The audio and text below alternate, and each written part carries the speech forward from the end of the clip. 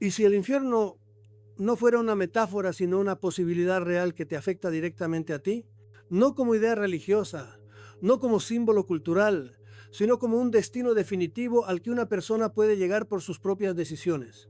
Porque si eso es cierto, entonces todo lo demás en tu vida cambia de escala. Ya no hablamos de opiniones, ni de costumbres, ni de tradiciones antiguas. Hablamos de consecuencias eternas. Y esto, amigos míos, es lo que casi nadie quiere mirar de frente. No nos engañemos. El infierno no es ese escenario infantil de fuego y demonios contridentes que muchos utilizan para ridiculizar el tema. Esa caricatura ha servido precisamente para vaciarlo de significado. El infierno, entendido con seriedad, es algo mucho más inquietante. Es la separación total y definitiva de Dios. No estar con Él, no participar de su amor, de su verdad, de su luz y saber que esa pérdida ya no tiene marcha atrás. No es un castigo impuesto desde fuera, es una consecuencia fijada desde dentro. Y aquí viene lo realmente incómodo. La mayoría de las personas no niega el infierno porque haya estudiado teología o porque tenga argumentos sólidos en contra. Lo niega porque la idea le resulta insoportable. Porque aceptar que exista implica aceptar que la vida no es neutra, que nuestras decisiones pesan y que no todo se borra al final con una sonrisa automática. Yo siempre he dicho que al primero que le conviene que el infierno no exista es al ser humano moderno, porque así puede vivir sin preguntarse demasiado hacia dónde va. Pero cuidado, esto es muy importante. Decir que el infierno existe no es meter miedo, es advertir. Igual que advierte un médico cuando detecta una enfermedad grave. El médico no crea la enfermedad, simplemente la señala para que puedas reaccionar a tiempo.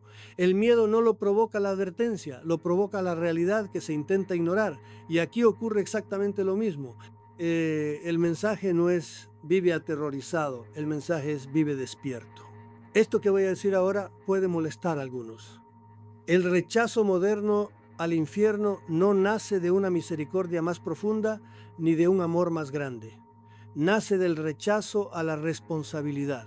Preferimos un Dios que no tome en serio nuestra libertad, que lo excuse todo, que convierta cualquier vida en un final feliz garantizado. Pero un Dios que no respeta la libertad humana no ama, controla. Y el amor verdadero siempre deja abierta la posibilidad del rechazo. Y aquí está el núcleo del asunto. Si el infierno es real, entonces la vida no es un ensayo sin consecuencias, entonces cada elección deja huella. Entonces el bien y el mal no son simples etiquetas sociales, sino direcciones reales. Entonces no todo da igual, y esto no es casualidad. Precisamente por eso este tema se ha ido arrinconando, suavizando, maquillando, hasta que ya no incomoda a nadie.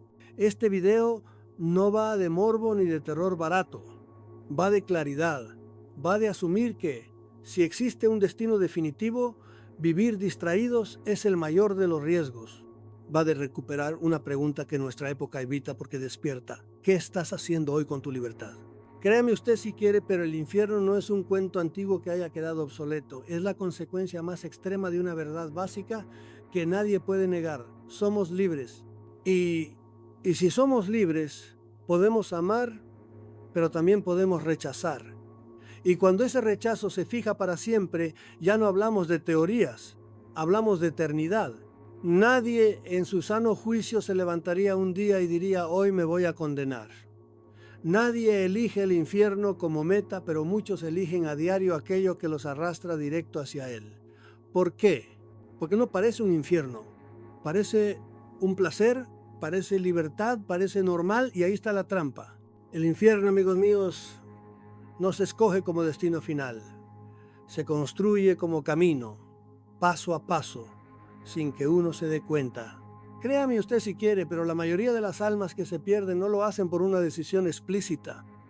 Lo hacen por costumbre, por comodidad, por una acumulación de lecciones pequeñas que nunca se revisaron. La lógica del pecado no es quiero el mal, sino quiero esto que me gusta, que me alivia, que me excita, aunque me aleje de Dios. Y en ese desliz continuo, en ese juego con fuego, se cruza la línea, porque nadie se condena queriendo el castigo, pero muchos se condenan queriendo el pecado. Y esto no es una exageración. Yo siempre he dicho que el mal raramente se presenta con cuernos, se presenta con apariencia de bien, ¿Quién va a desconfiar de lo que le produce placer? ¿Quién va a cuestionarse lo que le ofrece satisfacción inmediata? Solo alguien que ha entendido que hay consecuencias, pero vivimos en una época que niega las consecuencias, que dice, haz lo que sientas, sé tú mismo, sigue tu deseo, y no hay idea más peligrosa que esa si no se discierne. Pero cuidado, porque hay algo aún más inquietante. Existen almas que arrastradas por ese orgullo feroz, llegan incluso a decir, aunque sea en el fondo del alma, prefiero reinar en el infierno que servir en el cielo. ¿Y sabe usted lo terrible? Que esa frase, que parece sacada de una película, no está tan lejos de lo que muchos piensan. Porque hay personas que, por no agachar la cabeza, por no reconocer sus errores, por no pedir perdón, prefieren hundirse, prefieren perderlo todo antes que doblar la rodilla. Eso es el infierno.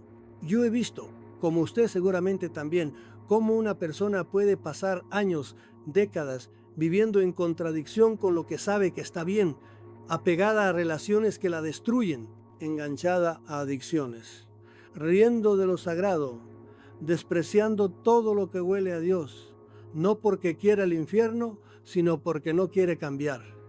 Y ahí está el drama.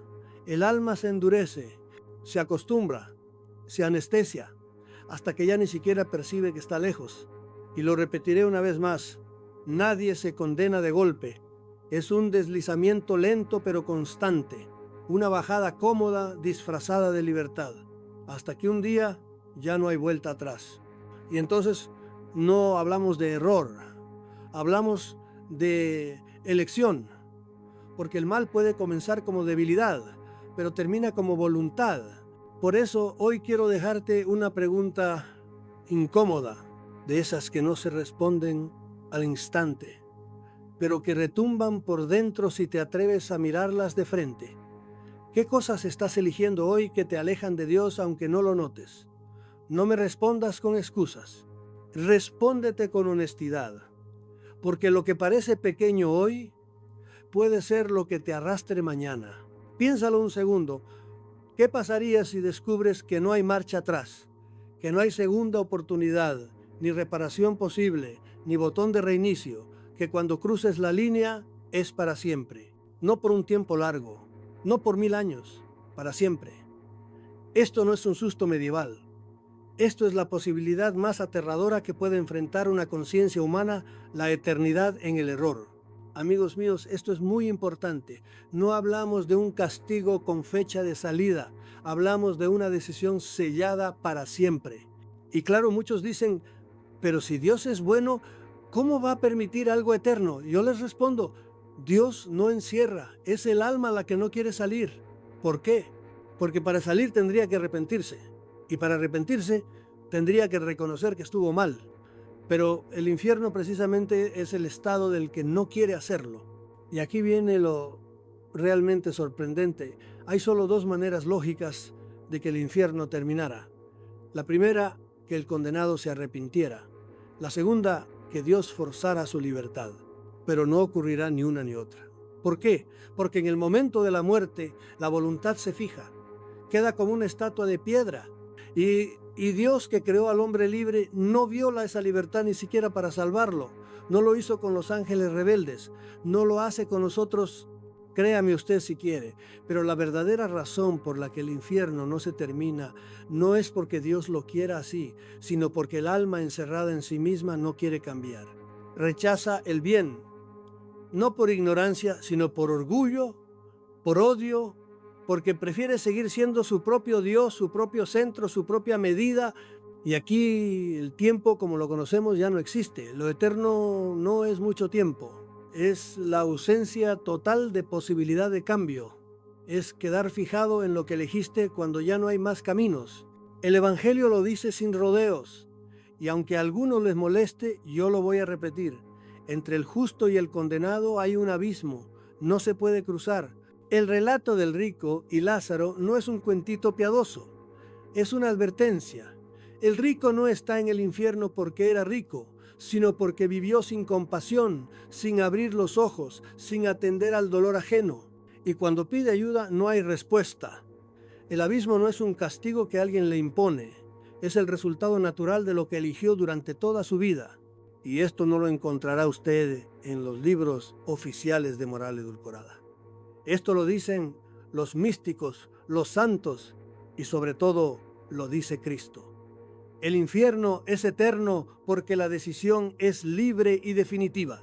Y si usted cree que eso es cruel, yo le diré que lo realmente cruel sería lo contrario, que Dios nos obligara a amarle, que nos quitara la libertad para evitar que nos perdiéramos. Eso no sería amor, sería dictadura divina. Y Dios no es un tirano, es un padre que respeta incluso al hijo que se quiere escapar para siempre. Así que no nos engañemos. No estamos hablando de un castigo exagerado, sino de una elección sin retorno. Y la pregunta que queda flotando es esta. ¿Quieres seguir jugando con tus elecciones como si siempre tuvieras otra oportunidad? Porque quizás un día sin aviso esa oportunidad ya no exista. Y entonces lo que elegiste será para siempre. ¿Y si no fuera una amenaza inventada por curas medievales? ¿Y si el infierno fuera real simplemente porque lo dijo Cristo? Porque, amigo mío, esto no lo enseñó una secta oculta, ni un teólogo alarmista, ni un concilio del siglo oscuro. No, lo dijo directamente Jesucristo. Y si eso es cierto, entonces ya no estamos ante un debate, sino ante una verdad incómoda con consecuencias eternas. Créame usted si quiere, pero Jesús no evitó el tema. Habló del infierno más de 15 veces. Lo repitió con claridad, sin metáforas suaves. Habló de fuego que no se apaga, de crujir de dientes, de separación eterna. Y si usted cree en Él, si de verdad lo considera Dios hecho hombre, entonces tiene que asumirlo por completo. Porque si Cristo es Dios, ni se equivoca ni miente. Y esto es muy importante, porque muchos prefieren construir un Jesús domesticado, un Jesús sonriente, que abraza pero nunca corrige, un terapeuta celestial. Pero el Cristo real no es ese. El Cristo real, el del Evangelio, te advierte, te mira a los ojos y te dice: apártate de mí al fuego eterno. No por gusto, no por venganza, sino porque respetará lo que tú has elegido. Y aquí viene el texto clave, Evangelio según San Mateo capítulo 25. Juicio final. No hay teorías, no hay símbolos, hay acciones. Tuve hambre, me diste de comer, o no lo hiciste. Y según eso, uno entra al gozo del Señor o es apartado. ¿Y sabe usted lo que dice exactamente? Apartaos de mí, malditos, al fuego eterno, preparado para el diablo y sus ángeles. No temporal, no purificador, eterno. Esto no es una tontería. El mismo que curaba leprosos, el que perdonaba adúlteras, el que abrazaba niños, es el que dijo esas palabras. Y si él lo dijo, es porque existe, porque quiere evitarlo, porque como buen médico no te oculta el diagnóstico aunque te incomode. Y esto que voy a decir ahora puede molestar a algunos, pero hay que decirlo. Si usted cree en Cristo solo cuando habla de amor, pero lo ignora cuando habla de juicio, entonces no cree en Cristo. Cree en una caricatura inventada para no incomodarse. No nos engañemos. Jesús no necesitaba usar el infierno como amenaza. Tenía autoridad de sobra. Lo menciona porque es real. Y porque, como dijo también, muchos son los llamados, pocos los escogidos. No porque Dios no quiera salvar a todos, sino porque muchos prefieren no responder, prefieren seguir viviendo como si esto fuera un juego, como si la eternidad no existiera. Así que pregúntese usted mismo, si Cristo lo dijo, ¿qué está haciendo hoy para evitar ese destino? Porque si el aviso viene de Él, ya no puede decir que no lo sabía. ¿Se ha puesto a pensar alguna vez en qué consiste exactamente el sufrimiento del infierno? No se trata solo de fuego o castigos físicos. No es una tortura al estilo medieval, no es una caricatura con demonios de cola y tridente. No, amigos míos, el verdadero tormento es mucho más profundo, más doloroso y más real de lo que nos imaginamos. Y aquí viene lo que muchos prefieren no escuchar. El mayor sufrimiento del infierno no es físico, es espiritual. Es la conciencia desgarradora de haber perdido a Dios para siempre. Esto es lo que la teología llama pena de daño. Y créame, es mucho peor que cualquier castigo corporal. Imagínese esto. Estar ante el bien supremo, la plenitud absoluta, la paz total, el amor perfecto, pero no poder alcanzarlo jamás. Verlo, entenderlo, saber que lo perdiste y que fue tu culpa. Sentir en lo más hondo que lo único que podía llenar tu alma ya no estará nunca más contigo. Ese es el verdadero dolor del infierno. Una herida que no se cierra porque no hay consuelo. Un vacío eterno, un hambre infinita que ya no puede saciarse. Piense por un momento lo que se siente al perder algo muy querido. Un ser amado, una oportunidad única, una amistad irreemplazable. El dolor que deja en el pecho. Ahora multiplique esa sensación hasta el infinito y hágalo eterno. Así se vive la pena de daño. Y esto no lo digo yo solo.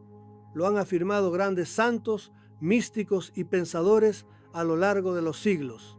Que lo peor del infierno no es el fuego, es la ausencia de Dios. Y aquí viene lo sorprendente. Los condenados saben perfectamente que Dios existe, que es real, que está ahí. Pero lo ven como un tesoro perdido que ya nunca podrán recuperar. Y esto no es una metáfora bonita, es una verdad teológica que muchos intentan suavizar para no incomodar. Pero yo no estoy aquí para hacerle sentir cómodo, estoy aquí para decirle la verdad. Y la verdad es esta: el alma humana fue creada para estar con Dios, fue diseñada para vivir en su presencia, para amarlo, para recibir su luz. Por eso, cuando el alma se ve separada de él de forma definitiva, se produce una especie de desgarro ontológico, es decir, el alma se rompe por dentro, no por castigo externo, sino por la contradicción interna de haber rechazado lo que más necesitaba. Y junto a esa pena de daño existe también la pena de sentido, que sí incluye sufrimientos sensibles, es decir, también hay dolor.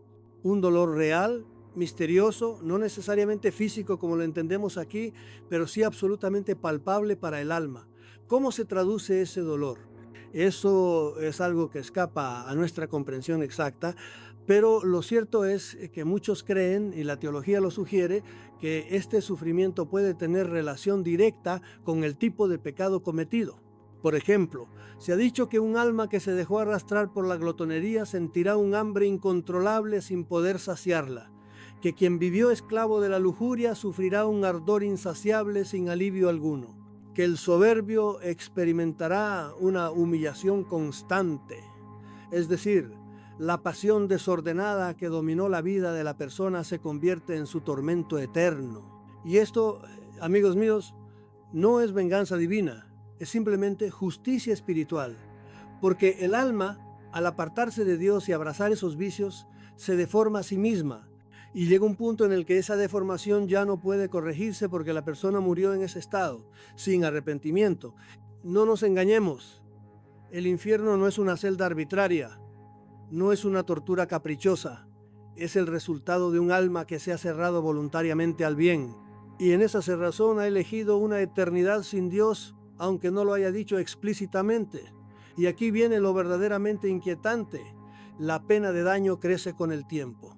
Porque aunque en la eternidad no hay tiempo como lo entendemos aquí, hay una duración vivida como un presente constante. Y en ese presente el alma se da cuenta una y otra vez de lo que ha perdido, y ese dolor se intensifica, créame usted si quiere.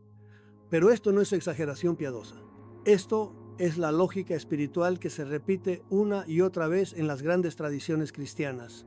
El infierno no es solo dolor, es conciencia despierta del bien perdido. Y eso, amigo mío, eso es el verdadero fuego, no el que quema el cuerpo, sino el que abraza el alma desde dentro. Porque no hay mayor castigo que entender por fin lo que era el amor verdadero cuando ya es demasiado tarde para amarlo. ¿Cree usted que todos los condenados sufren lo mismo en el infierno? Piénselo bien. ¿De verdad tiene sentido que el asesino cruel, el traidor sin remordimientos y el que simplemente vivió ignorando a Dios por comodidad sufran el mismo castigo? No, no lo tiene. Y no lo digo yo, lo dice el propio Jesucristo cuando advierte: a quien mucho se le dio, mucho se le exigirá. Y lo dice con más claridad aún: aquel siervo que, conociendo la voluntad de su Señor, no se preparó, recibirá muchos azotes. Y el que, sin conocerla, hizo cosas dignas de castigo, recibirá pocos. Así que, amigos míos, no nos engañemos. En el infierno hay grados, hay niveles de castigo. y cada uno recibe en proporción a lo que fue, a lo que supo y a lo que decidió. Esto es muy importante, porque hay quienes, por comodidad o miedo, prefieren imaginar que el infierno es igual para todos, como si fuera una especie de castigo genérico. Pero no, el dolor eterno es tan preciso como una cirugía espiritual. Cada alma experimenta exactamente lo que su culpa le merece, y esto, lejos de hacerlo más soportable, lo vuelve más escalofriante, porque significa que el infierno es personalizado, adaptado al alma como un guante oscuro y definitivo. Piénselo así. La justicia divina no funciona como un tribunal humano que impone condenas estándar. No, en el mundo invisible cada alma entra en su propia consecuencia, en su propio eco de vida. Lo que uno fue, lo que uno hizo, lo que uno eligió, se convierte en su entorno eterno. Por eso hay almas que experimentarán un tormento agudo, atroz, insoportable, y otras, quizá más sutil, más silencioso, pero igualmente eterno y destructivo. Y aquí entra una idea inquietante que muchos teólogos y místicos han sostenido. El principal tormento de cada condenado podría estar relacionado con su pecado dominante. ¿Qué significa esto? Que no se trata solo de un sufrimiento aleatorio o impuesto desde fuera. No, es como si el alma estuviera atrapada para siempre en su mayor deformación moral.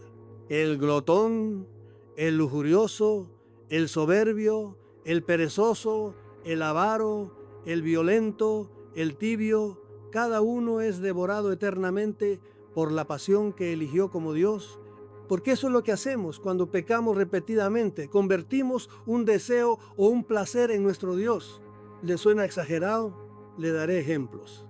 Un alma que vivió en la gula, esclavizada por la comida o la bebida, sin control, sin equilibrio, despreciando la templanza, podría experimentar un hambre permanente, una sed insoportable, sin posibilidad de alivio. Pero no un hambre corporal como la que sentimos aquí. No, un hambre que nace del alma, del deseo profundo que nunca supo moderar y que ahora lo devora por dentro. Lo mismo con la lujuria. Quienes vivieron reduciendo al otro a un objeto de placer, manipulando, abusando o simplemente cerrándose al verdadero amor, podrían sufrir un ardor interior insoportable, una insatisfacción perpetua, un deseo sin objeto ni descanso. Y hay más. El soberbio podría vivir bajo la humillación constante. El perezoso bajo un agobio interminable que exige acción sin energía. El avaro sintiendo el peso de la pérdida total, porque todo aquello a lo que se aferró, todo aquello que acumuló, ya no sirve de nada, se ha quedado con las manos vacías. Y eso en el mundo espiritual duele más que cualquier fuego físico. Pero cuidado, esto no lo encontrará usted en los libros oficiales. Aquí estamos hablando de realidades que muchas veces la predicación moderna evita por temor a ofender o a asustar. Pero la verdad no está para hacernos sentir cómodos, está para despertarnos. Y esta verdad es muy clara. En el infierno hay justicia. Una justicia que respeta incluso la gravedad del pecado más oculto. ¿Y sabe lo peor? Que muchas veces esa justicia se basa en algo que usted ya sabe. Porque no estamos hablando de gente que jamás escuchó hablar de Dios. No, hablamos de personas que sabían lo que era el bien y lo despreciaron. Que sabían lo que estaba mal y lo abrazaron. Que tenían luz y eligieron la sombra. Por eso, la condena no es una sorpresa, es la consecuencia. Y esa consecuencia tiene rostro, intensidad y medida. Así que le dejo una pregunta que quizá le incomode, pero que debería hacerse hoy mismo. Si usted muriera esta noche, sin máscaras, sin excusas, ¿cuál sería su pecado dominante? ¿Qué defecto, qué adicción, qué actitud lo ha moldeado por dentro? Porque si no empieza a purificarlo ahora, podría ser lo que le acompañe para siempre. Y créame, no hay peor condena que convertirse para la eternidad en lo peor que uno fue. ¿Sabe usted quién manda almas al infierno? Le diré algo que puede descolocar a muchos. Dios no condena a nadie. No porque no exista el infierno ni porque no haya justicia divina. No. El infierno es real y es eterno. pero nadie entra en él por accidente. Nadie es empujado, nadie es arrojado a la fuerza. Cada alma que se condena lo hace por decisión propia. Y aquí viene lo que quiero que entienda con toda claridad. Dios no hizo robots, hizo seres libres. Y esa libertad, amigos míos, es una espada de doble filo. Esto no lo encontrará usted en los catecismos simplones, pero lo repetiré una vez más. La libertad es el mayor regalo que se nos ha dado y al mismo tiempo la mayor responsabilidad. Los árboles cumplen la voluntad de Dios. Las montañas también. El mar, el sol, los animales, todos obedecen la ley natural con precisión milimétrica. Pero ¿saben por qué no son santos? Porque no son libres, no pueden amar, no pueden decidir, solo ejecutan. El ser humano, en cambio, puede decir sí o puede decir no. Puede mirar al cielo o puede escupirle a Dios. Y esto, que parece tan obvio, es lo que explica todo el drama espiritual de la historia. ¿Dónde está el problema entonces? En cómo usamos esa libertad, porque hay quien la entiende como excusa para hacer lo que le da la gana, para decir esto me apetece, esto me gusta, esto lo hago. Pero cuidado, que algo nos atraiga no significa que sea bueno, que algo nos dé placer no significa que nos conduzca a la plenitud.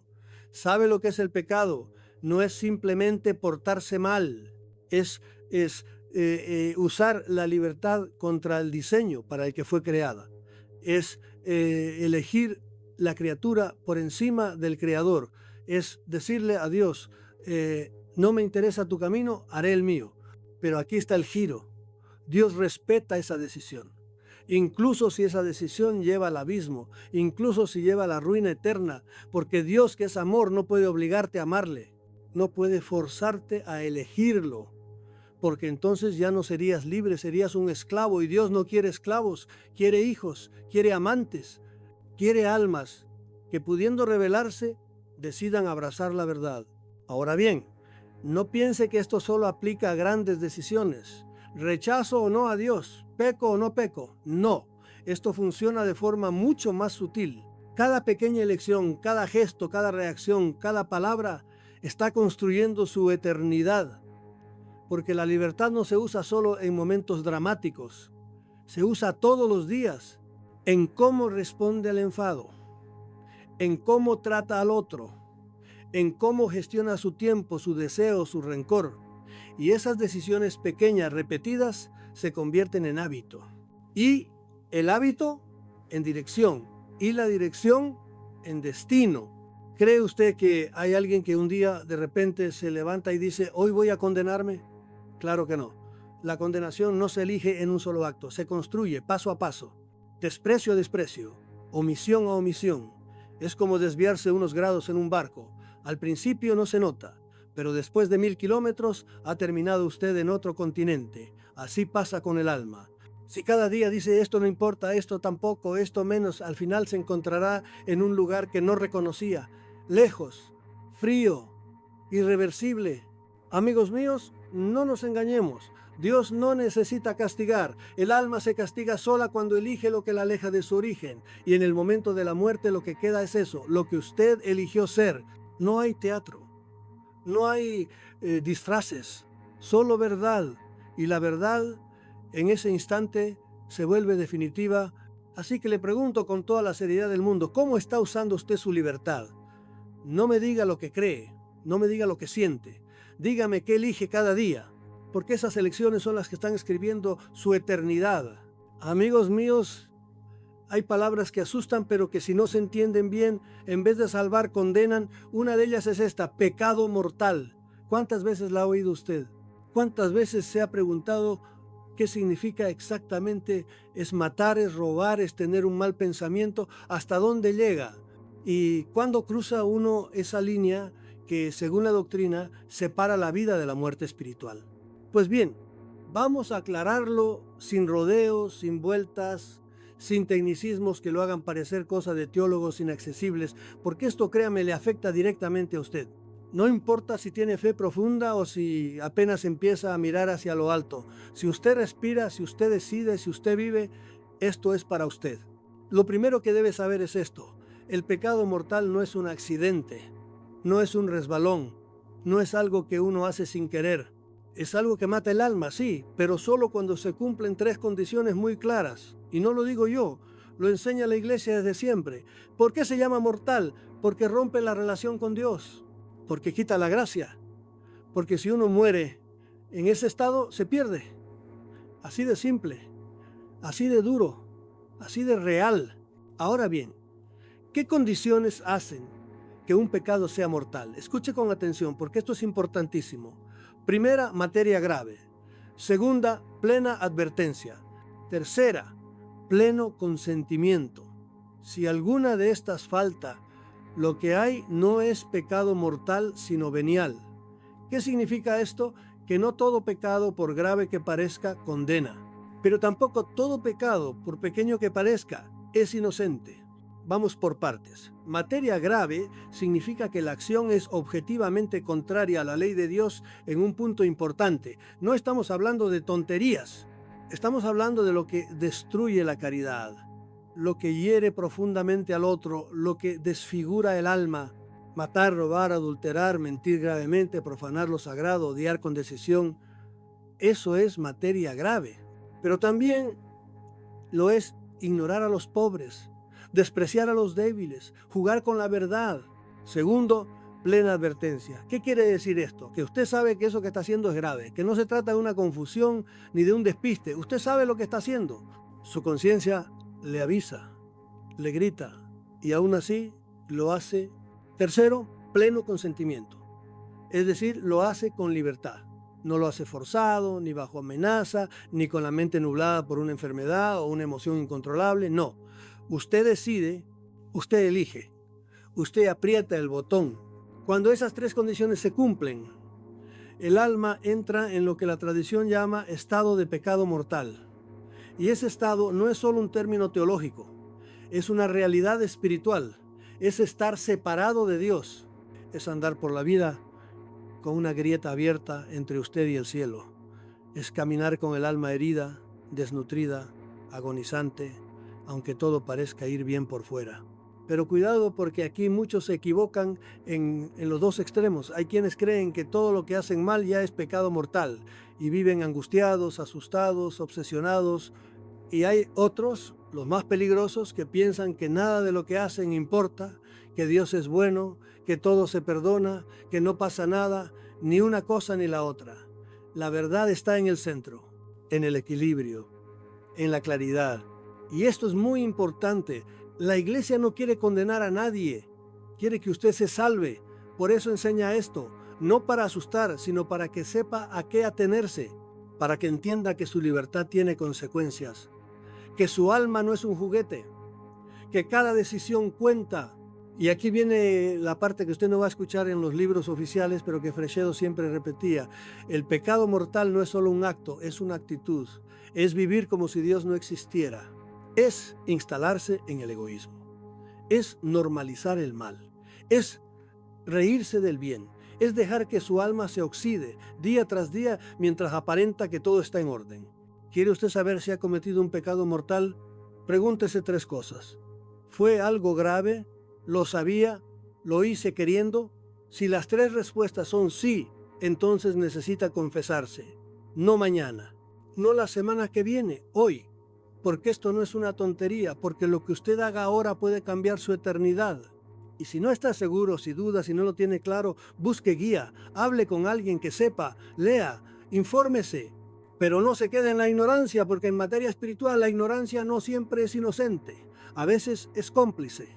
Amigos míos, la vida es una decisión continua y cada pecado no confesado, no enfrentado va dejando una marca. No viva acumulando manchas en el alma como si no pasara nada.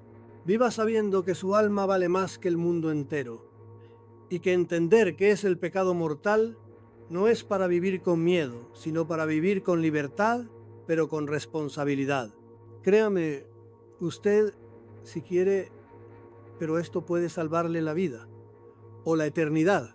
Amigos míos, ¿cuántas veces hemos oído hablar del pecado mortal como si fuera una etiqueta para los grandes criminales, para los asesinos, para los que están en las noticias? Pero cuidado, porque aquí viene lo realmente sorprendente. El pecado mortal no necesita cámaras, ni sangre, ni escándalos.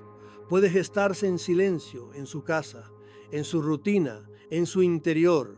Y cuando uno no sabe cómo funciona, se mete en él sin darse cuenta. Así que si usted quiere saber cuándo de verdad se cruza esa línea espiritual, esta es la sección que no puede perderse. Porque aquí vamos a dejar todo claro. Vamos a desmontar el miedo irracional, pero también la ligereza peligrosa. Vamos a aprender a distinguir, no para juzgar a los demás, sino para que usted pueda mirarse de frente y decirse la verdad. ¿Dónde estoy yo? Lo repetiré una vez más, y ahora con calma. Para que haya pecado mortal tienen que cumplirse 3 condiciones. Las 3, ni una menos. Y si una de ellas no está, no hay pecado mortal aunque el acto parezca horrible. Y esto es liberador. Pero también es exigente. Primera condición, materia grave. Es decir, lo que uno hace debe ser objetivamente serio. No hablamos de una mentira piadosa ni de llegar tarde a misa un día. Hablamos de matar, robar, cometer adulterio, rechazar a Dios, despreciar al prójimo de forma consciente, atacar lo sagrado.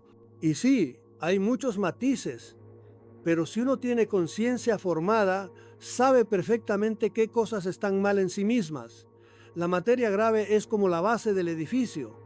Si el acto no es serio, no puede haber pecado mortal. Segunda condición, plena advertencia. Es decir, usted sabía que lo que estaba haciendo estaba mal. No era ignorancia, no era confusión, no era una duda pasajera. Usted lo sabía. La conciencia le lo dijo. Sintió el aviso interior, pero siguió adelante. Y eso es fundamental. Si uno no sabe, no hay culpa plena. Por eso los niños no cometen pecado mortal, ni las personas con trastornos graves, ni los que actúan sin saber lo que hacen. Dios no castiga la ignorancia inocente, pero cuidado, porque hay una ignorancia culpable. Hay quien no quiere saber. Hay quien evita aprender para seguir pecando sin remordimiento, y eso sí cuenta. Tercera condición, pleno consentimiento. Usted lo hizo porque quiso. Nadie lo obligó. No estaba borracho, ni drogado, ni fuera de sí. No era un impulso incontrolable. Usted decidió con libertad hacer algo que sabía que estaba mal. Y esto es clave. La libertad es lo que le da peso a sus actos. Por eso somos humanos. Por eso Dios no nos trata como robots. Porque cada decisión libre es una afirmación de lo que somos o de lo que negamos ser. Entonces, amigos, ¿qué pasa si falta una de estas condiciones? Que no hay pecado mortal. Puede haber pecado venial. Puede haber una herida en el alma. Puede haber necesidad de confesión. Pero no hay muerte espiritual. Dios no condena a nadie por accidente. El alma no se pierde por un descuido. Y esto es muy importante, especialmente para quienes sufren de escrúpulos, para quienes viven angustiados por si cada gesto suyo los manda al infierno. No, tranquilo, Dios es justo, Dios ve el corazón. Si usted no quiso pecar gravemente, si no sabía, si no fue libre, no hay condenación. Pero también lo diré con fuerza, si usted supo, quiso y lo hizo, entonces necesita arrepentirse, urgente. No mañana, hoy. Créame usted si quiere. Pero muchas almas se juegan la eternidad no por un pecado espectacular, sino por una vida entera de decisiones pequeñas que suman exactamente lo mismo, una negación progresiva de Dios. No espere a sentirse condenado para cambiar, porque cuando uno siente el peso real del pecado mortal, ya puede ser tarde. Ahora, una última clave que no encontrará en los libros oficiales. Estos 3 criterios no son una trampa, son una brújula. Dios no quiere que usted se pierda. Por eso le dice, esto es lo que debes mirar. Así sabrás si estás en peligro. No es un sistema para atraparle, es una señal luminosa para salvarle. Y le dejo con esta pregunta, sencilla y definitiva. Si hoy muriera, ¿cómo está su alma? ¿Está en gracia? ¿Sabe lo que ha hecho? ¿Lo ha enfrentado o lo ha ignorado? No viva en niebla, no viva en excusas, viva en verdad, porque eso, amigos míos, eso es lo único que salva. Créame usted si quiere. Pero la mayoría de las personas vive con una enorme confusión sobre qué es el pecado. Peor aún, muchos confunden la tragedia con el mal, la debilidad con la culpa, el accidente con la condena. Por eso esta sección es tan importante, porque vamos a bajar todo esto a tierra, vamos a poner ejemplos sencillos, concretos, humanos, ejemplos que cualquiera puede entender. Porque si no se entiende, no se vive con claridad. Y si no se vive con claridad, se puede terminar muy lejos de Dios sin siquiera saberlo. Imaginemos la siguiente escena. Un guardia civil deja su arma en casa, se despista. Su hijo pequeño jugando encuentra la pistola, apunta sin saber lo que hace y dispara. El hermano cae muerto. El desastre es absoluto. Una familia rota. Un niño que cargará para siempre con la sombra de ese momento. Pero yo le pregunto, ¿ese niño ha cometido un pecado mortal? ¿Ha pecado en absoluto? Y la respuesta es no. Porque aunque el acto haya sido terrible, aunque el resultado sea devastador, no hubo ni conciencia plena ni consentimiento. El niño no sabía, no comprendía, no quería matar. Y Dios, que ve los corazones, lo sabe. Segundo caso, usted va conduciendo. Es una tarde de lluvia, la carretera está mojada. Usted no va deprisa, va a velocidad moderada, va con cuidado. De pronto una pelota cruza la calle y detrás de la pelota un niño. Usted frena, pero el coche patina. No llega a tiempo, el niño muere. Usted se queda paralizado, con el alma rota. Pero yo vuelvo a preguntarle, ¿es eso pecado mortal? No, porque aunque la consecuencia haya sido trágica, usted no tuvo intención, no hubo voluntad de hacer el mal, no quiso matar, no lo buscó, no lo aceptó. Y esto, amigos míos, es esencial para entender la lógica de la culpa ante Dios. ¿Lo ve ahora? No todo lo terrible es pecado. No todo lo grave en apariencia tiene condena espiritual. Porque para que haya pecado mortal, ya lo dijimos, se necesita materia grave, advertencia clara y consentimiento libre. Y si falta una sola de estas tres cosas, lo que hay es sufrimiento, es error, es herida, pero no condena. Esto es muy importante para todos aquellos que viven angustiados, atrapados en una culpa mal entendida. Porque el enemigo de nuestras almas, cuando no logra empujarnos al pecado, trata de destruirnos por dentro con el remordimiento falso. Nos quiere hundir con una carga que Dios no nos ha puesto. Y muchos, por no conocer bien cómo funciona esto, se castigan por cosas que no son pecado y paradójicamente ignoran pecados reales que sí necesitan confesión y cambio urgente. No nos engañemos. El mal verdadero, el pecado auténtico, no es un accidente. Es una elección, es un acto interior, es mirar al bien y rechazarlo libremente. Eso es lo que hiere el alma. Eso es lo que rompe la amistad con Dios. No las tragedias que ocurren sin querer, no los errores de juicio, no las debilidades humanas que no alcanzan a hacer decisión plena. Yo siempre he dicho, hay gente que vive atormentada por pecados que nunca cometió. Y hay otros que viven en paz, mientras arrastran una culpa mortal en silencio. La ignorancia espiritual es una epidemia. Y lo más peligroso es que muchas veces se disfraza de religión, de buena voluntad, de rigor. Pero Dios no es un juez ciego. Dios no condena por accidente. Dios mira el corazón. Entonces, ¿por qué contar todo esto? Porque usted necesita saberlo. Porque cuando llega el momento de juzgar nuestra vida y ese momento llega para todos, no habrá excusas, pero tampoco habrá injusticias. Lo que haya sido verdadero, lo que haya sido libre, lo que haya sido elegido, eso es lo que pesará. Lo demás, Dios lo sabrá separar. Y aquí viene una reflexión final. Si usted ha cometido un pecado verdadero, afróntelo, confiéselo, repárelo. Pero si está atrapado en la culpa de algo que no fue pecado, libérese. No permita que el miedo le robe la paz, ni que el enemigo le haga cargar una mochila que no es suya, porque la verdad no condena, la verdad libera, la verdad salva. Y eso, amigos míos, eso no es una tontería, amigos míos. Y si hoy fuera su último día, y si esta misma noche, sin previo aviso, se le acabara el tiempo, no lo digo para dramatizar, ni para meter miedo, lo digo porque es la pura verdad. Todos vivimos como si la muerte fuera un asunto lejano, como si tuviéramos una garantía firmada de que mañana despertaremos como siempre. Pero no es así. La muerte no avisa, la muerte no negocia. La muerte llega cuando quiere. Y cuando llega, ya no hay marcha atrás. El alma se presenta tal como está. Y es ahí donde entra una de las verdades más grandes y más ignoradas. Hasta el último segundo Dios puede perdonar. Pero ese último segundo tiene que ser real, tiene que vivirse, tiene que aprovecharse.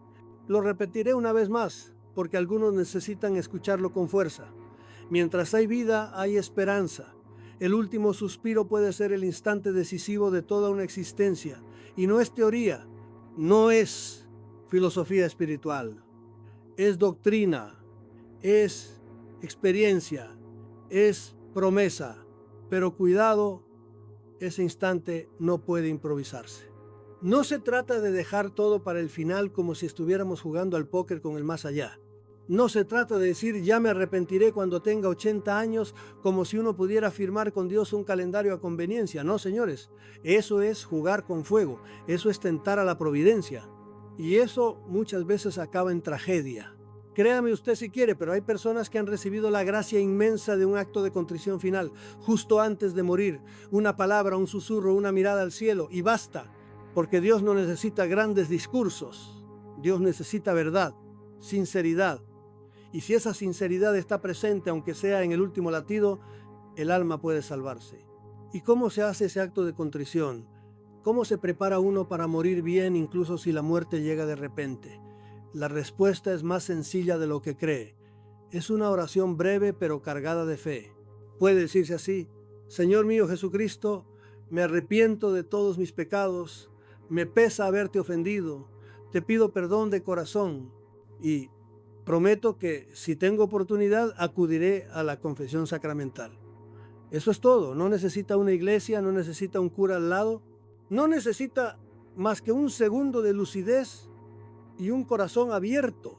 Y esto que voy a decir ahora puede molestar a algunos, pero es necesario. Hay muchísima gente que se muere sin estar preparada, gente que nunca se confesó, gente que vivió como si Dios no existiera, y aún así, en el último instante, tienen la oportunidad. Pero solo si alguien les ayuda, solo si alguien les sopla al oído una palabra de arrepentimiento, solo si alguien los acompaña con un gesto de fe. ¿Lo ha pensado usted? ¿Lo ha considerado? Si algún día se encuentra ante una persona moribunda, no dude. Acerque su boca a su oído y dígale con suavidad, con urgencia, diga en su corazón: Jesús, perdóname. Puede ser la diferencia entre la luz y la oscuridad eternas. No exagere. Es así de serio. Es así de definitivo. Yo siempre he dicho que el acto de contrición breve debería formar parte de nuestra rutina diaria. Y si nos dormimos y no despertamos, y si una llamada, un accidente, una enfermedad fulminante nos lleva sin avisar, ¿qué cuesta pronunciar esas palabras antes de cerrar los ojos cada noche? ¿Qué cuesta decirle a Dios: me arrepiento, perdóname, mañana si despierto viviré mejor? Es un minuto. Es una decisión, pero puede valer más que toda una vida de distracciones. Y aquí viene lo realmente sorprendente. Muchísimas almas se han salvado así. En el borde mismo del abismo, cuando todo parecía perdido, se aferraron a un hilo de fe y Dios las levantó. Porque Dios no quiere la muerte del pecador, Dios no quiere perder a nadie, pero respeta nuestra libertad, respeta nuestro sí o nuestro no. Por eso ese último sí, aunque sea débil, aunque sea tardío, puede pesar más que todos los no anteriores. Pero tiene que ser sincero, tiene que ser verdadero. Tiene que nacer de un alma que, aunque haya fallado, no quiere morir enemiga de Dios. Amigos míos, escúcheme bien. Usted todavía está a tiempo. Usted respira, usted escucha, usted decide. No espere al hospital, no espere a la vejez, no espere al accidente. Comience hoy. Hágalo esta noche. Antes de dormir en el silencio de su habitación, diga con el corazón lo que quizá nunca ha dicho: Jesús, ten piedad de mí. Nadie sabe cuándo vendrá su última hora, pero si llega y usted la recibe con el alma arrepentida, entonces podrá mirar al rostro de Dios sin temor, porque aunque haya sido un hijo pródigo, será recibido con brazos abiertos.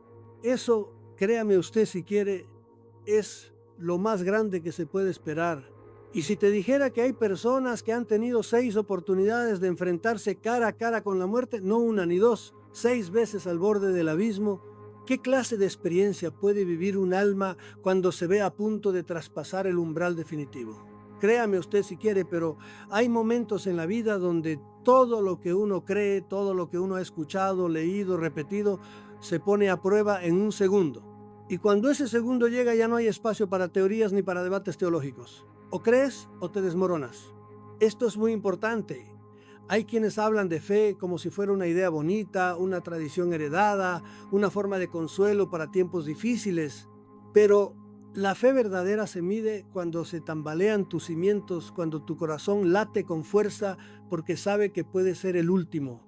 En uno de esos momentos extremos, donde ya no hay nadie que pueda ayudarte, donde el médico no llega, donde la vista se nubla y los sentidos fallan, o te aferras a Dios o te hundes en el vacío. Y esto no es una metáfora, es literal. El protagonista de esta historia real vivió eso mismo. Se llama Andrés. Lo han escuchado algunos, lo han visto en entrevistas, lo han oído hablar con pasión sobre la fe católica, pero pocos saben que estuvo 6 veces al borde de la muerte, 6 veces. Una de ellas en 2016 por un infarto cerebral repentino. Iba dando clase y de pronto se quedó ciego del ojo izquierdo tras un estornudo. Parece ridículo, pues no lo fue. Técnicamente se llama maniobra de Valsalva y puede desencadenar un evento cerebrovascular. No entendía lo que pasaba. Se sentía cada vez peor, confundido, mareado, desorientado y aún así, en medio del caos, tomó una decisión radical. Y aquí viene lo sorprendente. En lugar de llamar a una ambulancia, decidió subirse a su coche y conducir él mismo al hospital. Imprudente, tal vez. Valiente, sin duda. Pero lo que hizo después es lo que más importa. Sabiendo que podía quedarse completamente ciego en cualquier momento, sabiendo que podía estrellarse, que no llegaría, sacó su rosario. Ese rosario que llevaba siempre con él. Lo agarró fuerte y le dijo a la Virgen: tú eres mi valedora, tú me acompañas, no me va a pasar nada. Esa frase no es una superstición, es un acto de abandono total en manos de Dios. Y llegó al hospital, aparcó, corrió hasta la recepción y justo al llegar se desplomó. Lo recogieron del suelo, lo ingresaron, lo estabilizaron y cuando despertó estaba en una cama, sin saber quién era, dónde estaba, qué había pasado. Pero estaba vivo y algo había cambiado, porque en ese instante supo que había estado a punto de morir y que lo único que le sostuvo no fue la medicina ni su fuerza de voluntad, fue la fe. Una fe que no aprendió en los libros, una fe que se forja en el sufrimiento, en la debilidad, en el filo de la eternidad. Esto no lo encontrará usted en los libros oficiales, porque nadie quiere hablar de lo frágil que somos. Nadie quiere recordar que puede bastar un estornudo para quedarnos ciegos o un pequeño coágulo para apagar el corazón, pero así es. Y sin embargo muchos siguen viviendo como si fueran inmortales, como si el infierno fuera una fábula y la muerte una estadística lejana. Amigos míos, vivir en gracia no es una opción piadosa, es una necesidad vital, porque nadie sabe si llegará a arrepentirse en el último segundo y nadie sabe si tendrá ese segundo. Andrés lo tuvo, pero no salió ileso. Su cuerpo quedó tocado, desarrolló discalculia, una dificultad para realizar operaciones matemáticas. Algo se dañó en su cerebro. ¿Podría quejarse? Por supuesto. ¿Podría maldecir su suerte? También. Pero no lo hizo, porque entendió que ese accidente no fue una maldición, sino un recordatorio, un llamado, una sacudida de Dios. Y en lugar de rendirse, decidió agradecer por la vida, por la fe, por la oportunidad de seguir sirviendo con lo que le quedaba, porque, como él mismo dice, la parte lingüística no se tocó y yo no me callo ni debajo del agua. Y lo dice con humor, pero también con un propósito: seguir hablando de lo que realmente importa. Lo repetiré una vez más: la fe verdadera se revela en la crisis. No es cuando todo va bien que se mide el alma. Es en el hospital, en la cama fría, en el instante en que te das cuenta de que podrías no volver a ver el amanecer. Y ahí, si tu alma está en paz, si tienes a Dios contigo, entonces todo lo demás pierde importancia. Andrés comprendió que aunque él hubiera estado preparado para morir, sus padres no estaban preparados para enterrarlo.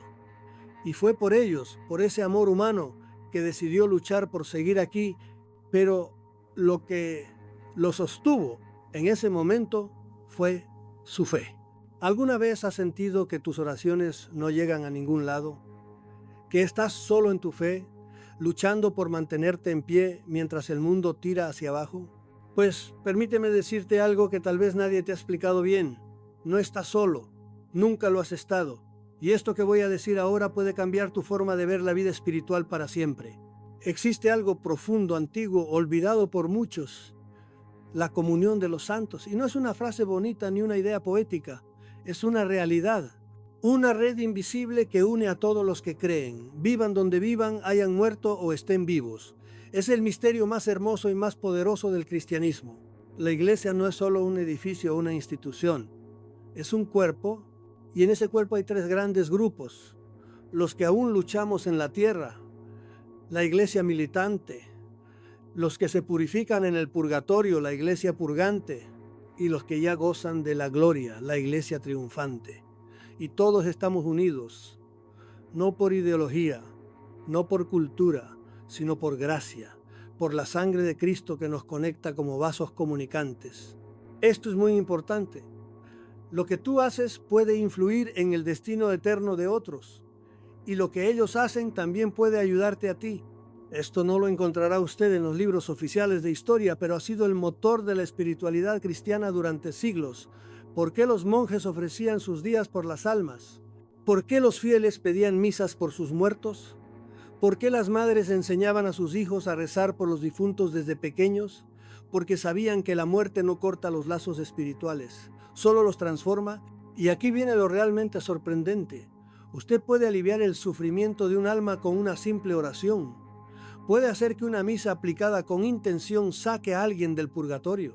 Puede ofrecer sus dolores, sus pequeñas cruces diarias, y convertirlas en alivio para una madre, un padre, un abuelo, un amigo, o incluso alguien que jamás conoció. El cielo lo ve, lo registra, lo valora. Porque no hay caridad mayor que la que se da sin esperar nada a cambio, incluso sin saber exactamente a quién se le da. Pero yo no conozco a nadie en el purgatorio. ¿Y qué? ¿Acaso necesita nombre y apellido para amar? Rezar por las almas olvidadas es uno de los actos más puros que existen, porque ellas no pueden hacer nada por sí mismas, solo esperan, solo confían en que alguien desde aquí se acuerde. Y créame usted si quiere, pero muchas veces esa oración solitaria, ese Padre Nuestro casi distraído, puede ser la llave que abre una puerta después de siglos de espera. No nos engañemos, esta vida es breve, pero sus consecuencias son eternas. Y no estamos aquí para salvarnos solos, estamos aquí para empujar unos a otros hacia la luz, para sostener al que tropieza, para orar por el que sufre, para recordarle al cielo que esa alma, esa que llora en el fuego del purgatorio, no ha sido olvidada.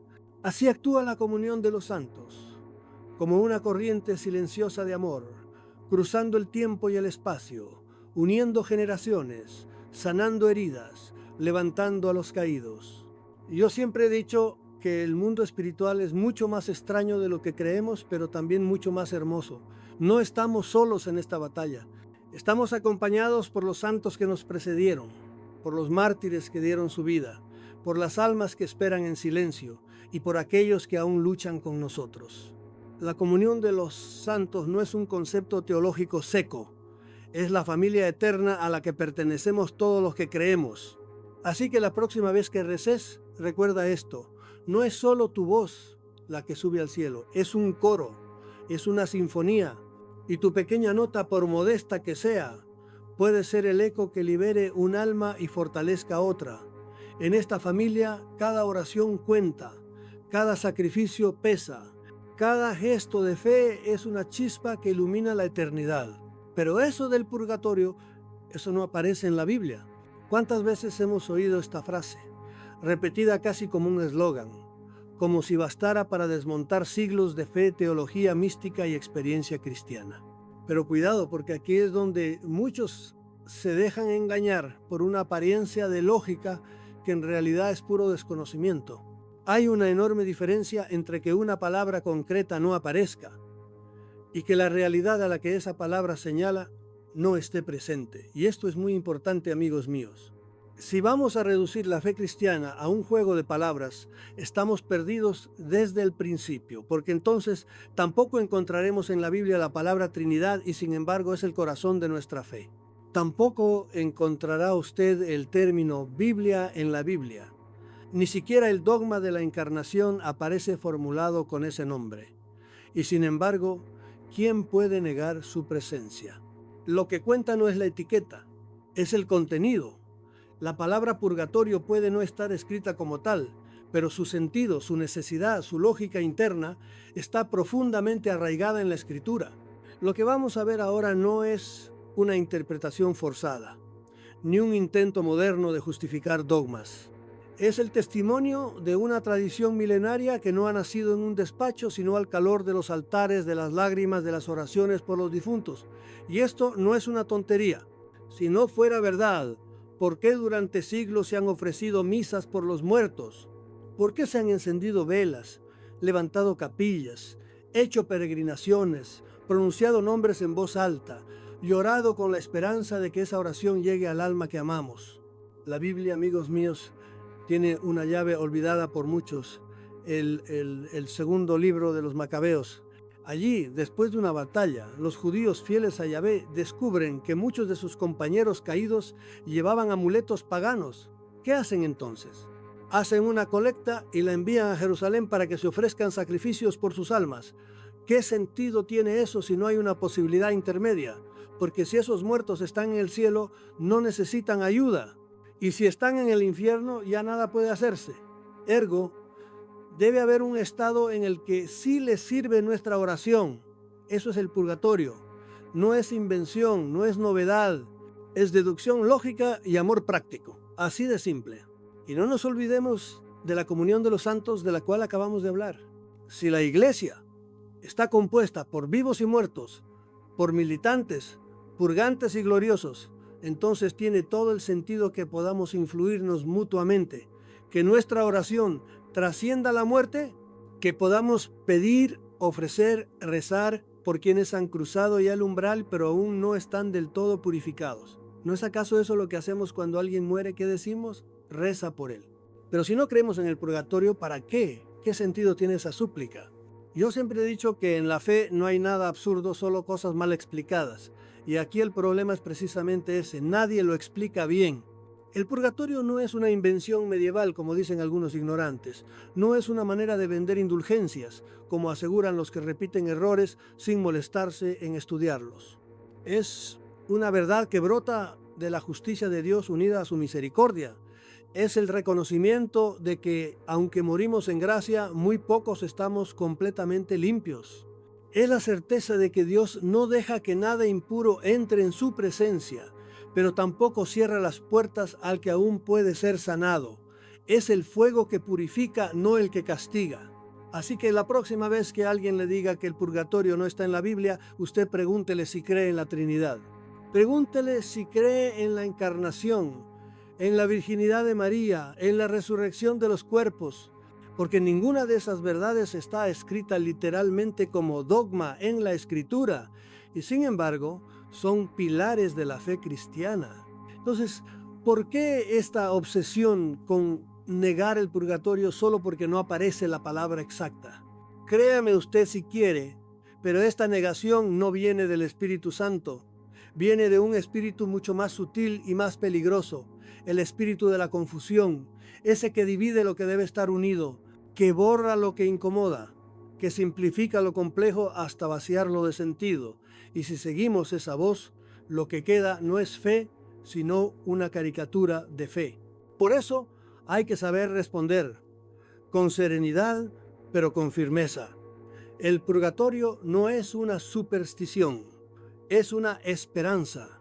Es la expresión más profunda de una fe que no se resigna a dejar a los suyos atrás.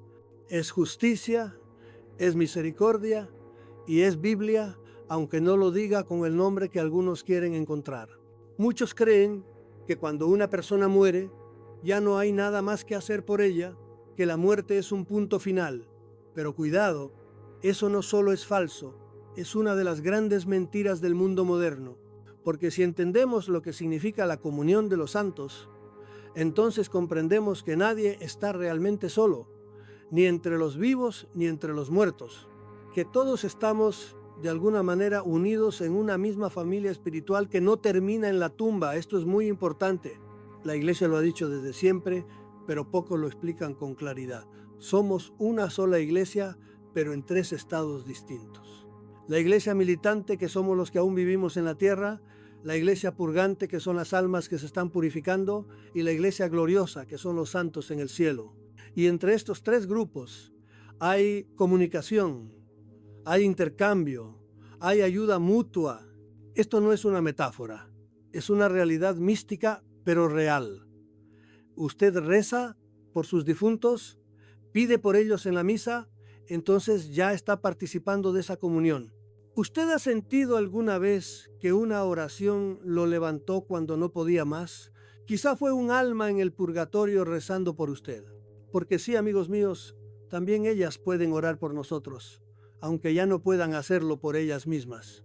Y esto no es una tontería. Porque si de verdad creemos en el purgatorio, entonces también debemos creer que esas almas están cerca, que no nos olvidan, que esperan, que sienten nuestra caridad y que sufren cuando las olvidamos.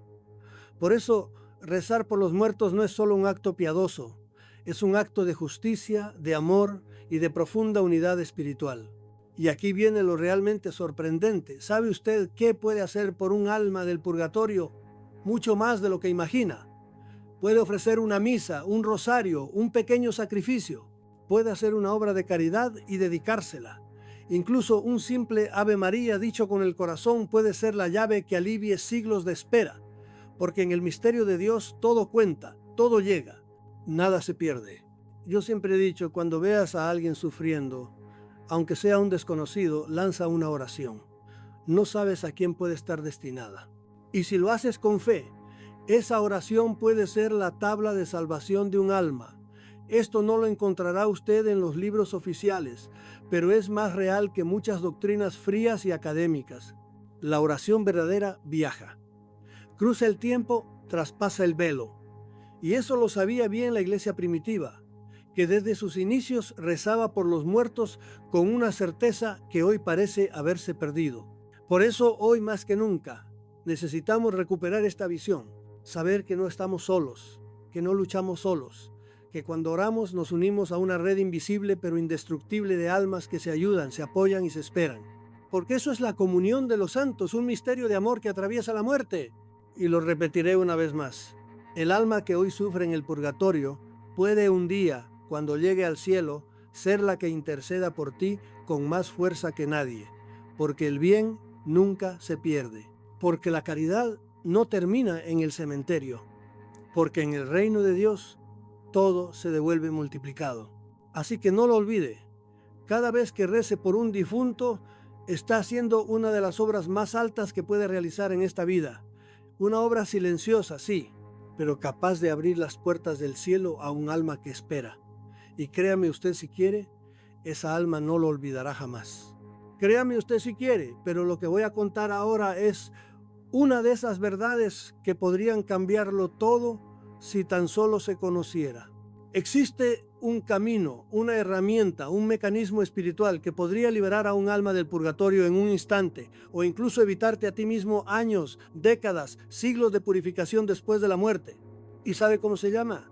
Indulgencia plenaria. Pero cuidado, no hablamos aquí de perdón fácil, ni de supersticiones medievales. Hablamos de una realidad profundamente teológica y práctica, confirmada por siglos de fe viva y por el magisterio de la Iglesia. Y lo más trágico es que casi nadie habla de ello. Nadie la explica, nadie la usa. Yo siempre he dicho, si el demonio logra que olvidemos algo tan poderoso, es porque sabe muy bien lo que está en juego. Las indulgencias son una mina espiritual abandonada, un cofre lleno de herramientas que podrían aliviar el sufrimiento de miles de almas y que sin embargo duerme el polvo del olvido en catecismo sin leer. Vamos al grano. ¿Qué es una indulgencia? En palabras claras, es la remisión ante Dios de la pena temporal que queda por los pecados ya perdonados. Es decir, tú te confiesas, Dios te perdona, sí, pero queda una herida, un desorden, una deuda espiritual. La indulgencia borra esa deuda. Es como si después de pagar la multa te limpian también los antecedentes. Y lo mejor, puede aplicarse a ti mismo o a un difunto, a un ser querido que quizás lleve años esperando una oración tuya. Y aquí viene lo realmente sorprendente. Puedes ganar una indulgencia plenaria todos los días, todos. Pero la mayoría de los católicos ni siquiera saben que eso existe. Y esto no es casualidad, porque las indulgencias, cuando se entienden bien, son una trampa mortal para el demonio. Le arrebatan almas, le rompen las cadenas, le cancelan sus argumentos. Por eso no interesa que se difundan. Y sin embargo, son simples, claras, a tu alcance. ¿Qué necesitas para ganarlas? Te lo voy a explicar sin tecnicismo ni vueltas. Estar en estado de gracia confesado y sin pecado mortal, tener la intención de ganar la indulgencia, comulgar ese mismo día, rezar por el Papa, Padre Nuestro, Ave María y Gloria bastán, y realizar la obra indulgenciada. ¿Y cuáles son esas obras? Aquí viene el diamante. Hay varias y se pueden hacer todos los días. Por ejemplo, media hora de adoración al Santísimo Sacramento, media hora de lectura de la Biblia, con devoción, rezo del rosario, en un oratorio, en una iglesia o en familia, visita al cementerio y oración por los difuntos, especialmente el 2 de noviembre. Sí, amigos míos, así de sencillo y así de ignorado. Pero cuidado, no se trata de automatismos. Dios no es un burócrata. La indulgencia no es un ticket, es un acto de amor, de conciencia, de reparación profunda. Si lo haces como quien marca una casilla, no sirve. Pero si lo haces con fe, con sinceridad, con el alma despierta, entonces sí estás liberando una vida, estás aliviando un alma, estás reescribiendo tu destino eterno.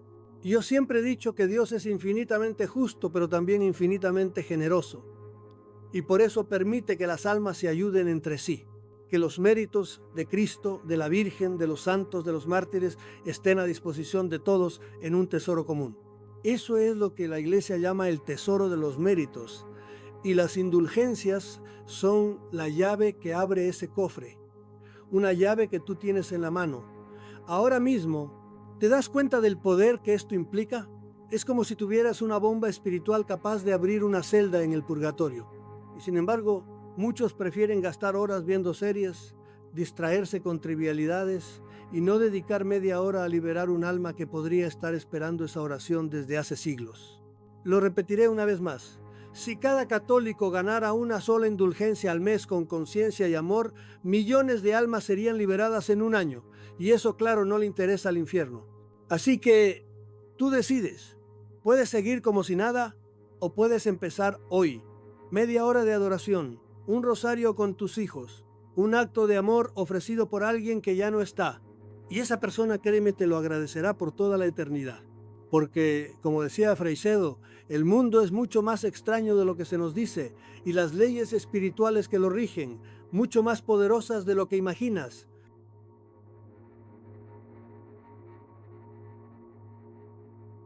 Esto que voy a contarle ahora puede molestar a algunos, pero también puede cambiar su manera de mirar la muerte para siempre. Existe una historia real, documentada, que resume en un solo gesto el poder absoluto de la oración y el misterio insondable de la misericordia divina. Una historia que no suele aparecer en los sermones ni en los libros oficiales, pero que ha estremecido a miles de almas desde que se conoció. ¿Y sabe quién la protagoniza? Una niña y un asesino. Su nombre era Henry Pranzini, criminal, impío, condenado a muerte por asesinato. Nada en su vida parecía acercarlo a Dios y sin embargo acabó salvándose. ¿Cómo lo sabemos? Porque alguien lo vio, porque alguien rezó y porque esa salvación fue el primer gran milagro espiritual de una de las santas más queridas de la historia, Teresa de Lisieux, también llamada la Pequeña Flor de Jesús. Amigos míos, esto no es una tontería. Lo que usted va a escuchar ahora demuestra que nadie está perdido mientras alguien rece por él, que ni el pecado más horrible escapa a la posibilidad del perdón si hay un alma intercesora dispuesta a luchar hasta el final. Pero cuidado, esto tampoco es sentimentalismo fácil. Aquí hablamos de una batalla espiritual real, con consecuencias eternas. Teresa, siendo apenas una adolescente, leyó en el periódico que Pranzini, un famoso criminal francés, había sido condenado a la guillotina. Todo el país hablaba de él como un monstruo. Nadie esperaba un arrepentimiento. Nadie, excepto ella. Con la fe ingenua y feroz de los santos, Teresa decidió adoptarlo como su primer hijo espiritual y rezó con intensidad, con lágrimas, con ayunos, ofreció misas, sacrificios, vigilias, y lo hizo sin conocerlo, sin que él supiera que existía. Y aquí viene lo realmente sorprendente. El día de su ejecución, Pranzini rechazó la confesión pública, se mostró orgulloso y altivo. Todo parecía indicar que moriría como vivió, alejado de Dios. Pero justo antes de apoyar la cabeza en la guillotina, pidió el crucifijo al sacerdote, lo tomó con fuerza y besó las llagas de Cristo 3 veces. Ese gesto fue como un relámpago en la oscuridad. Un gesto simple, casi inaudito, pero que para Teresa fue la señal de que su alma había sido tocada por la gracia en el último instante.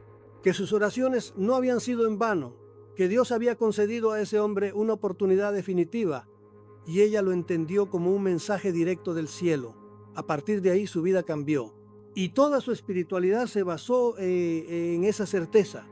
Rezar por los pecadores es posible y eficaz. Créame usted si quiere, pero este caso no es único, es el símbolo de una ley profunda. Dios escucha la intercesión sincera y la usa como puente de salvación. Lo importante aquí no es Pranzini, lo importante es que tú puedes hacer lo mismo, hoy, ahora, por alguien que amas, o incluso por alguien que ni conoces. Y esto es muy importante, porque el infierno no es inevitable. No es una condena automática. El infierno solo se vuelve real cuando se rechaza hasta el último segundo la misericordia. Pero mientras hay vida y mientras haya alguien que rece, la puerta sigue abierta. Por eso la oración no es un adorno devocional, es una herramienta de rescate eterno. No nos engañemos, si Teresita no hubiera rezado por él, habría pedido ese crucifijo, habría hecho ese gesto final, solo Dios lo sabe, pero ella creyó que sí y lo celebró como una victoria que no se ve en titulares, pero que el cielo escribe con letras de oro. Así que ya lo sabes, hay alguien en tu vida que parece perdido, un hijo, un hermano, un amigo, alguien cuya vida va en dirección contraria a Dios. No lo critiques, no lo abandones, adóptalo espiritualmente, reza, lucha por él, sin que lo sepa, sin esperar agradecimiento, sin desesperar, porque aunque su alma esté encerrada en tinieblas, tu oración puede ser la luz que lo toque en el último instante. Y cuando llegue el día del juicio, quizás descubras que ese gesto secreto, esa oración silenciosa que hiciste una noche sin que nadie te viera, fue el hilo del que Dios tiró para arrancar un alma del abismo. Esto no lo encontrará usted en los libros oficiales, pero está escrito en las páginas invisibles del cielo, y allí cada alma rescatada vale más que todos los imperios de este mundo. Amigos míos, ¿y si le dijera que hay personas que afirman haber hablado con los muertos, no en películas, no en novelas, sino en la vida real? Gente aparentemente normal, incluso religiosa, que asegura haber recibido visitas de almas del purgatorio pidiéndoles ayuda, oración, sacrificio. Pero cuidado, esto no es una invitación al morbo ni a lo paranormal barato. Aquí entramos en un terreno muy delicado, porque lo misterioso no siempre es benigno, y porque en el mundo invisible también opera el enemigo. Pero lo repetiré una vez más. Hay casos documentados, serios, aprobados por la Iglesia, que no pueden descartarse como superstición. Uno de los más conocidos es el de María Sima, una campesina austríaca que durante décadas, sí, décadas, recibió la visita de almas del purgatorio. Estas apariciones no eran espectaculares ni violentas. No había golpes en la pared ni voces tétricas, solo rostros pálidos, miradas tristes, palabras claras: reza por mí, ofréceme una misa, ayúdame a reparar. Ella misma contaba que las almas llegaban en sueños o en estados de semitrance, pero no como visiones arbitrarias, sino con mensajes muy concretos. Pedían actos precisos: devolver un objeto robado, avisar a un familiar de algo pendiente, pedir una misa en un santuario específico. Y muchas veces, tras cumplir con lo pedido, la misma alma volvía una última vez para agradecer y despedirse, porque había sido liberada. Y aquí viene lo importante. María Sima nunca buscó estas experiencias, nunca jugó con lo oculto, nunca las provocó. Ella solo rezaba, ofrecía sacrificios y confiaba en la voluntad de Dios. Y eso es lo que marca la diferencia. Porque cuando estas cosas ocurren, sin búsqueda voluntaria, sin invocación, sin manipulación, pueden ser una gracia, pero cuando el ser humano intenta forzar ese contacto, lo que se abre no es una ventana al cielo, sino una puerta al infierno. No nos engañemos, el mundo espiritual es real y no todo lo que brilla es del cielo. El demonio puede disfrazarse de ángel de luz, puede presentarse con apariencia de bondad para colarse en la casa del alma y destruirla desde dentro. Y esto no es una tontería. Las ouijas, los médiums, los canalizadores de espíritus, incluso los juegos aparentemente inocentes con tablas o sesiones espiritistas, son puertas abiertas al enemigo. Y una vez abierta, cuesta cerrarla. Créame usted si quiere. Pero lo más peligroso del espiritismo no es que funcione, es que a veces sí funciona. Y lo que se manifiesta no son las almas de nuestros seres queridos, sino inteligencias espirituales hostiles que se hacen pasar por ellos, engañan, seducen, manipulan. Y muchas personas, incluso de buena fe, han terminado atrapadas en depresiones, enfermedades, maldiciones y confusión espiritual por haber buscado lo que no debían. Por eso es necesario decirlo con toda claridad. Nunca se debe intentar hablar con los muertos. Si Dios quiere, Él mismo puede permitir algún tipo de manifestación legítima para bien del alma o de otros. Pero eso lo decide Él, no nosotros. Nuestra labor es orar, ofrecer, vivir en gracia, no invocar. El que invoca se arriesga a que responda quien no debe. Y aún así no debemos olvidar que el purgatorio existe, que hay millones de almas esperando ser ayudadas y que nosotros desde aquí sí podemos aliviarlas, no con charlatanería ni espectáculos, sino con sacrificios, misas, rosarios, ayunos, obras de caridad. Eso sí es comunión de los santos. Eso sí está aprobado por el cielo. Y eso sí transforma las almas. Así que no te dejes llevar por la curiosidad mal dirigida. No abras puertas que luego no se pueden cerrar. En lugar de buscar apariciones, conviértete en intercesor. Vive de tal forma que si alguna alma te busca, lo haga por la luz que llevas dentro, no por el canal oscuro que hayas abierto. Y si alguna vez sientes algo extraño, raro, confuso, corre al confesionario, reza a San Miguel y cierra la puerta cuanto antes. Porque sí, amigos míos, hay un mundo invisible y no todo lo que en él habita está de nuestro lado. Pero mientras tú estés del lado de Dios, mientras camines en la luz, no tienes nada que temer. Al contrario, serás un faro para quienes aún esperan en el purgatorio o más allá. Amigos míos, esto que voy a decir ahora puede molestar a algunos, pero no me importa. Si la Biblia prohíbe algo con tanta contundencia, es porque puede hacerse. No nos trata como tontos. No nos advierte contra fantasías.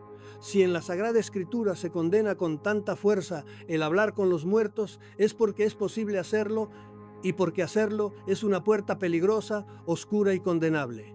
Y aquí viene lo realmente sorprendente. Esa puerta ya se abrió una vez y el resultado fue desastroso. Sí, me estoy refiriendo a uno de los episodios más extraños y perturbadores del Antiguo Testamento, Saúl y la pitonisa de Endor. Y si usted nunca lo ha leído, lo invito a buscarlo, porque no es leyenda, no es apócrifo, no es parábola.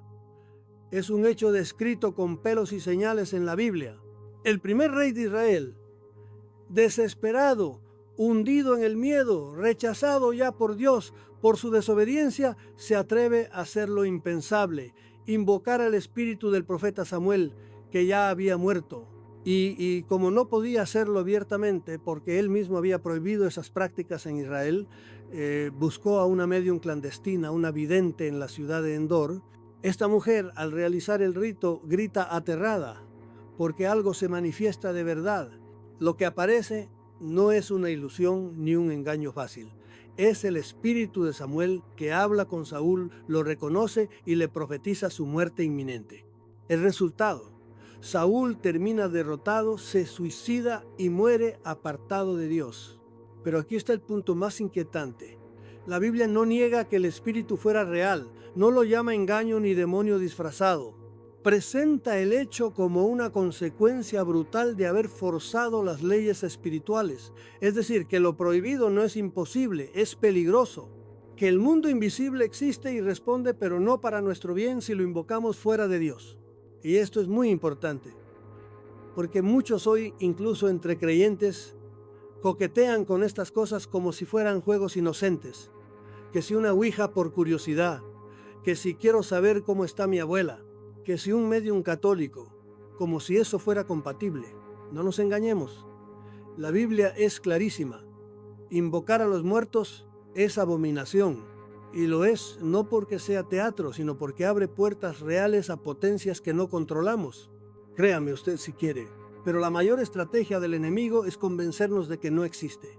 Y si eso no funciona, la segunda es hacernos creer que está de nuestro lado, que se presenta como un ser de luz, un espíritu amable, una presencia buena. Y así empieza el desastre. Porque una vez que se entra en ese terreno, el alma queda desprotegida y el enemigo se cuela por cualquier grieta. La historia de Saúl es trágica porque representa a todos los que, en lugar de buscar a Dios con humildad, quieren respuestas rápidas, señales, control sobre lo invisible. Pero el mundo espiritual no se manipula, se obedece, se respeta, y si Dios calla, se acepta el silencio, pero jamás se suple su voluntad con la de un espíritu ajeno. Además, la enseñanza va más allá, porque incluso si fuera cierto que algunos espíritus se manifestaran legítimamente como en casos rarísimos aprobados por la Iglesia, eso no justifica ir a buscarlos. No somos nosotros quienes debemos llamar. Ellos, si Dios lo permite, vendrán, y cuando lo hacen traen paz, conversión, propósito, nunca espectáculo, confusión o dependencia. Así que amigos, si alguna vez tienen la tentación de jugar con lo oculto, de buscar en lo invisible lo que no encuentran en lo visible, recuerden esta historia. Saúl no fue un mal rey desde el principio, cayó poco a poco, y su caída final comenzó cuando cruzó un límite que no debía tocar. Y lo repetiré una vez más, la Biblia no exagera. Si te advierte con tanta fuerza contra algo, no es porque no exista, sino porque puede destruirte. Y aquí viene lo que nadie dice. En el mundo moderno se han multiplicado las formas de abrir estas puertas. Juegos, apps, canales de espiritualidad, modas de pseudociencia, pero el fondo es el mismo. Curiosidad mal dirigida, orgullo espiritual, ganas de controlar lo que solo Dios puede gobernar. Así que no, esto no es una tontería, no es superstición de ancianas ni miedos de convento, es una advertencia antigua que sigue viva. Porque los errores de Saúl siguen repitiéndose hoy. Y tú, espectador, ¿qué elegirás cuando te lleguen esas dudas, esas ganas de saber, de sentir, de contactar? ¿Elegirás como Saúl o confiarás en el silencio de Dios, que salva más que 1000 voces del más allá? La decisión está en tus manos, pero la advertencia ya ha sido dada. Nosotros, los huesos que aquí estamos, por los vuestros esperamos. ¿Lo ha leído usted bien? Esa no es una frase cualquiera, es un grito desde el más allá. Es una advertencia tallada en piedra, lanzada desde los muros de un lugar que, aunque usted no lo crea, existe de verdad. Évora, Portugal, Iglesia de San Francisco. Y justo al cruzar el umbral, esa inscripción te golpea como un puñetazo en el alma, porque no habla de historia, habla de ti. Amigos míos, si hay un sitio en el mundo donde la muerte te habla de frente, sin adornos, sin disfraces, sin consuelos baratos, es este, la Capilla de los Huesos, un lugar real, físico, palpable, levantado hace más de 4 siglos por los franciscanos, no como un museo macabro, sino como un sermón en piedra, como una última homilía dirigida a quienes todavía respiran. Y ese sermón dice esto: todo, Absolutamente todo se acaba y lo único que permanece es lo que hiciste con tu alma. 5.000 cráneos humanos, miles de tibias, fémures, costillas, ensamblados como ladrillos en muros, techos y columnas, todos mirando en silencio, todos recordándote una sola cosa: tú también vas a morir. Y esto no es una metáfora, no es un símbolo, es un recordatorio brutal de que la carne pasa, pero el alma continúa. ¿Y hacia dónde continúa? Esa es la verdadera pregunta. Y eso es lo que muchos no quieren ni plantearse. Yo siempre he dicho que el mundo moderno ha cometido un crimen espiritual. Ha enterrado a la muerte bajo toneladas de distracciones. Ya no la miramos, ya no la nombramos, ya no la aceptamos. La maquillamos, la convertimos en ficción. Y sin embargo, ahí están ellos, los huesos, diciéndote: no importa tu carrera, tu dinero, tu cuerpo perfecto, tus títulos, tus seguidores, aquí terminamos todos igual. Pero cuidado, no es un mensaje de desesperanza. Todo lo contrario, es una llamada a despertar. Porque si este lugar existe, si esta capilla hecha de muertos fue construida para hablarle a los vivos, es porque todavía hay algo que hacer. Porque todavía puedes decidir cómo acabarás tú. ¿En qué estado cruzarás ese umbral? ¿Con las manos vacías o con una vida entregada? Los franciscanos no querían asustar, querían despertar. Por eso lo hicieron con orden, con belleza, incluso con cierta paz. No hay caos en esas paredes, hay geometría, hay intención, porque lo que querían decir es claro: hay un juicio, hay una consecuencia, hay una eternidad. Y si no lo ves ahora, lo verás después. Pero entonces puede ser tarde.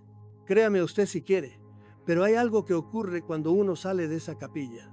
La luz te ciega. El mundo parece distinto, y no porque hayas visto algo espantoso, sino porque has sentido algo real. La conciencia de que la muerte no es el final, es el comienzo de lo verdadero. Y por eso esta escena cierra nuestro viaje, porque al final todo este vídeo ha sido una peregrinación hacia esa verdad, que lo eterno pesa más que lo inmediato, que lo invisible es más determinante que lo que vemos, y que lo que el mundo desprecia como un hueso viejo es en realidad la señal de advertencia más clara que jamás nos han dado. Yo le pregunto a usted, si pudiera mirar su vida desde el otro lado del umbral, desde el lado de los huesos, ¿qué cambiaría hoy?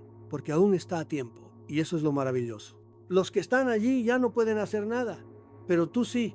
Tú puedes escoger, puedes arrepentirte, puedes rezar, puedes ayudar a otros, puedes prepararte. Ellos esperan, tú decides. Así que salga, mírese al espejo y recuerde esta frase grabada para siempre: nosotros, los huesos que aquí estamos, por los vuestros esperamos. Y usted seguirá caminando como si nada, o entenderá por fin que la muerte no es el final, sino la gran llamada. La decisión, como siempre, está en su conciencia, y su conciencia es sagrada,